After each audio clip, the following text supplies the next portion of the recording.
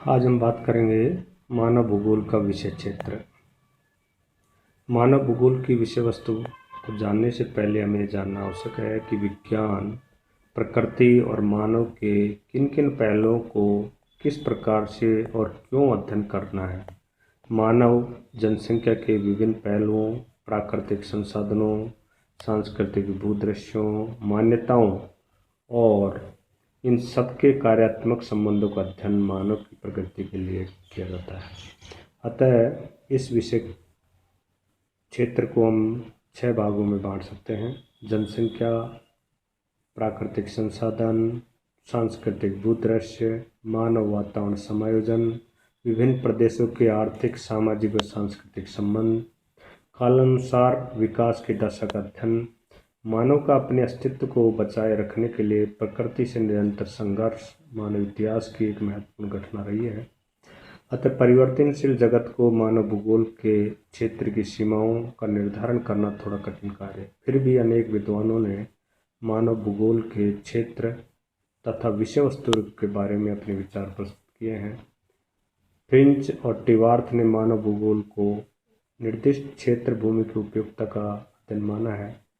एक क्षेत्र का भौगोलिक अध्ययन करने के लिए यहाँ की प्राकृतिक और सांस्कृतिक दशाओं में निकट संबंध को जानना आवश्यक है।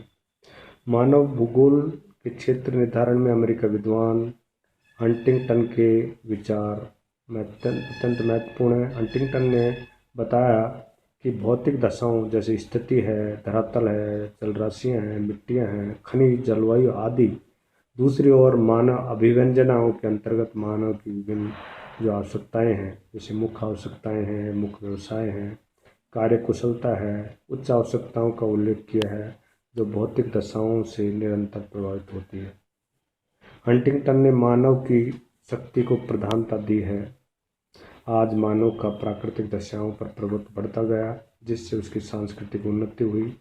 सभ्यता और संस्कृति के परिणाम स्वरूप उसकी अभिलाषाओं, आकांक्षाओं, क्रियाकलापों द्वारा भौतिक दशाओं की प्रभावित और प्रतिक्रिया करती है। ब्रुज ने भी मानव भूगोल के क्षेत्र को स्पष्ट करते हुए मूल 2 आधारों पर विभाजन किया: सभ्यता के विकास के अनुसार, सांस्कृतिक तथ्यों के आधार पर यथार्थ विभाजन। सभ्यता के विकास के आधार पर अनिवार्य आवश्यकताओं का भूगोल, भूमि विध्वंस संबंधी भूगोल, सामाजिक भूगोल, राजनीतिक ऐतिहासिक भूगोल। सांस्कृतिक तथ्यों के आधार पर ब्रुज ने मानव भूगोल के तथ्य का वर्णन किया। ब्रुज ने बताया कि भूमि के अनुपातक कार्य, अनप्रोडक्टिव ऑक्यूपेशन ऑफ सॉइल्स, जैसे घर है, मानव है, ये अनुत्पादक कार्य में माना है ब्रुज ने। दूसरा, पौधों और पशुओं पर विजय, conquest of plant and animals, कृषि और पशुपालन पर मानव ने विजय पाई। भूमि के विध्वंसात्मक कार्य, destructive occupation of soil, Blache ने मानव भूगोल के अध्ययन को निम्नलिखित अध्यायों में व्यक्त किया। पहला, जनसंख्या। जनसंख्या में ब्लास ने बताया कि जनसंख्या का वितरण, घनत्व, प्रमुख जनसमूह, जीविका के साधन और जनसंख्या घनत्व में संबंध, जनसंख्या वृद्धि के कारण। दूसरा, सांस्कृतिक तत्व, वातावरण, पौधे, पशुओं और मनुष्य का वातावरण अनुकूलन, औजार और कच्चे माल, जीविका के साधन, मकान निर्माण के पदार्थ, मानव बस्तियों और सभ्यताओं का विकास, परिवहन और भ्रमण, मानव और पशु परिवहन, गाड़ियाँ, सड़कें, रेल, महासागरीय परिवहन, ये सब ब्लास ने बताया। डिमाजिया के अनुसार ये मानव भूगोल में प्राकृतिक प्रदेशों में मानव जीवन, उद्योग जैसे खेत, मछली पालन, कृषि, पशुपालन, कारखाने और व्यापार, मानवीय निवास और प्रवास और मानव बस्तियाँ। इसी तरह से अमेरिका के जो विद्वान हैं वाइट और रैनर, उन्होंने भी मानव भूगोल को में आर्थिक समायोजन, जिसमें उद्योग का अध्ययन होता है, सामाजिक और सांस्कृतिक समायोजन, जिसमें जनसंख्या, भूस्वामित्व, सामाजिक वर्ग, जातियों के वर्ग, मानव निवास, वेशभूषा, घर, कला, धार्मिक विश्वास आदि समायोजित किए। राजनीतिक समायोजन, इसमें स्थानीय, प्रांतीय और राष्ट्रीय शासन तथा अंतर्राष्ट्रीय संघ आदि। इसके अलावा विभिन्न विद्वानों ने भूगोल के जटिल समस्याओं का निराकरण की क्षमता रखता है। इस लक्ष्य की पूर्ति के लिए निम्नलिखित क्रियाएं आवश्यक हैं।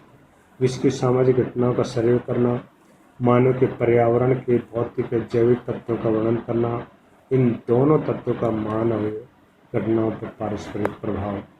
इसी तरह से मानव भूगोल और अन्य विज्ञानों से रिलेशन, मानव भूगोल का अन्य विज्ञानों से इंटरडिसिप्लिनरी संबंध किस तरह से है। मानव भूगोल में प्रकृति और मानवीय तत्वों का अध्ययन किया जाता है। प्राकृतिक विज्ञान एवं सामाजिक विज्ञान के सभी विषयों को इसमें सम्मिलित करते हैं। पृथ्वी के स्तर होने के कारण पर्यावरण के तत्वों में निरंतर परिवर्तन होता रहता है तथा प्राकृतिक पर्यावरण तत्व होने पर उसकी प्रतिक्रिया मानव पर होना स्वाभाविक है। मानव भूगोल में हम उन अन्य सामाजिक विज्ञानों, इतिहास, राजनीति विज्ञान, समाजशास्त्र, गणित, सैन्य विज्ञान आदि का संबंध है।